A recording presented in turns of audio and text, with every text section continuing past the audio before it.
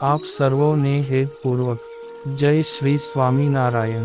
આજની સત્સંગ કથા વાર્તા નિજ મંદિર સાવરકુંડલા। જય શ્રી સ્વામિનારાયણ। આજે આપણે સદ્ગુરુ શ્રી ગુણાતીતાનંદ સ્વામીના જીવનગાથાના ઉપદેશામૃત માંથી પૂજાભાઈ અને તેના પરિવારજનોની વાર્તા સાંભળશું। ગુરુદેવ ગુણાતીતાનંદ સ્વામી વિચરણ કરતા કરતા અવારનવાર ગામ લીલાખા પધારતા।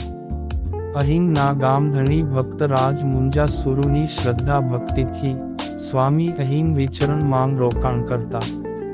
સદ્ગુરુ ગુણાતીતાનંદ સ્વામી કથા વાર્તા કરી ગામ લોકોને સદાચાર અપનાવી વ્યસન તેમજ કુસંગથી મુક્ત કરી શ્રી સ્વામિનારાયણ ભગવાનનો પરિપૂર્ણ નિશ્ચય કરાવતા।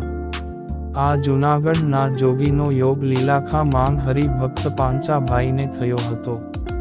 એ પહેલા તે મલિન દેવતાઓના સ્થાનકે જઈ ભૂવા થઈને ઝૂમતા।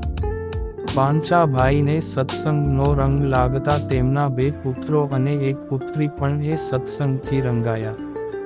દીકરી પૂંજીબેન તો શ્રીજી મહારાજની મૂર્તિમાં પોતાના મનની વૃત્તિઓ જોડીને દિવ્ય દૃષ્ટિ પામ્યા હતા। પૂંજીબેન સંસાર માંગ રહ્યા થકા સાંખ્ય યોગીના બહેનોના ધર્મો પાળતા। પૂંજીબેનને પૂર્વકર્મના પ્રતાપે તેના શરીરના સુખ દુઃખ રહ્યા તે તેને એક સમયે બળિયાનો રોગ થયો ને તે રોગમાં તેને આંખે અંધાપો આવ્યો। બાળ અવસ્થામાં જ પુત્રીનો અંધાપો જોઈ હરિભક્ત પાંચાભાઈને દુઃખનો પાર ન રહ્યો। તે વારંવાર વિચારે ચડી જઈને મનોમન પોતાના કર્યા કર્મના વિચારો સંભાળીને દુઃખી થતા। નાની એવી પુત્રીના ભાવિના વારંવાર વિચારમાં મનગોથા ખાઈને પાંચાભાઈનું શેર લોહી બળી જતું। એક વખત તો પાંચાભાઈ અતિ ખેદ કરતા નિરાશ થઈને આંસુ સારતા આર્તનાદથી શ્રી હરિને પ્રાર્થના કરવા માંડી, હે પ્રભુ દીનાનાથ, કરુણા સાગર, કંઈક કૃપા કરો અને આ મારી અંધ દીકરીનું કાનિક દુઃખ ટાળો। પાંચાભાઈના હૈયાનો આર્તનાદ સાંભળીને શ્રી હરિએ એમને દર્શન દઈને કહ્યું, ભગત, આ શું ચિંતા કરો છો? તમારી પુત્રી તો દેખતી જ છે।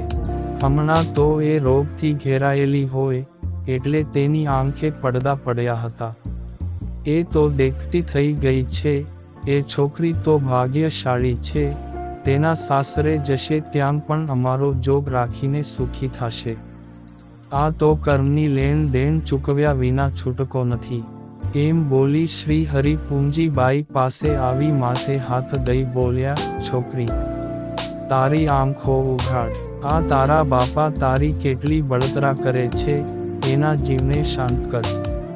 શ્રી હરિ ના કહેવાથી પૂંજીબાઈએ આંખો ખોલી અને અચરજ પામતી ચારે કોર નજર ઘુમાવતી બોલી, બાપુ, મને હવે તો બધું જ દેખાય છે। જુઓ જુઓ, સામે શ્રી હરિ ઊભા છે અને તમે પણ છો। પૂંજીના શબ્દો સાંભળી પાંચા ભગતનો તમામ શોક અને ચિંતા ઝાકળની જેમ ઉડી ગઈ અને આનંદિત થયા થકા શ્રી હરિને ધબોધબ દંડવત કરવા લાગ્યા। ઘણી ઘણી દિન ભાવે પ્રાર્થના કરતા પાંચાભાઈ બોલ્યા, મહારાજ, તમે મારી ઉપર અનહદ કૃપા કરીને મારી મૂંઝવણ ટાળી। તમે આજે તમારું ભક્ત વત્સલનું બિરુદ સત્ય કર્યું। પાંચા ભગતની સ્તુતિ સ્વીકારી શ્રી હરિ અંતર્ધ્યાન થઈ ગયા। આ પૂંજીબાઈ મોટા થતા એમના લગ્ન ગામ ખાખી જાળિયા થયા હતા। પરણીને સાસરે ગયા પછી પોતાના સાસરિયા માંગ પણ સત્સંગના ધર્મ નિયમ પાળીને સહું સાસરિયાના કુટુંબીજનોને ખૂબ સત્સંગનો રંગ ચડાવ્યો હતો। પૂંજીબેન ગામની સહું બાઈઓને શ્રી હરિના મહિમાની વાતો કરીને સત્સંગનું બળ જીવનભર પૂરું પાડતા। આ પવિત્ર પાવન ગાથા સત્સંગ સ્ત્રી રત્નમાળા માંગથી આપને સહર્ષ સંભળાવી છે। જય શ્રી સ્વામિનારાયણ।